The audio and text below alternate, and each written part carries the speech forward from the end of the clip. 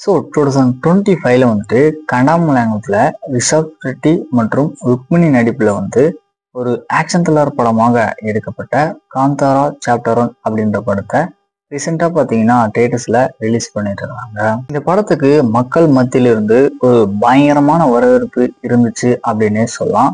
In fact இந்த படத்துக்கு IMDb rating 10க்கு பாத்தீங்கன்னா 8.3 கொடுத்துருக்காங்க.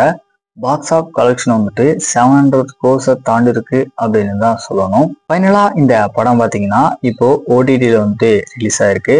அமேசான் பிரைம்ல இந்த படம் பாத்தீங்கன்னா இப்போ தமிழ் டப்பிங்கோட ஆட் பண்ணிருக்காங்க.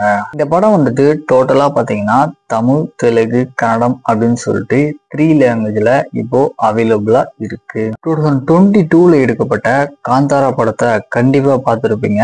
ஸோ அந்த படத்தோட இந்த படம் பாத்தீங்கன்னா பயங்கரமா இருக்கும். கண்டிப்பா இந்த படத்தை ஒன் டைம் ட்ரை பண்ணி பாருங்க. இப்போ அமேசான் பிரைம்ல தமிழ் டப்பிங்கோட அவைலபிளா இருக்கு.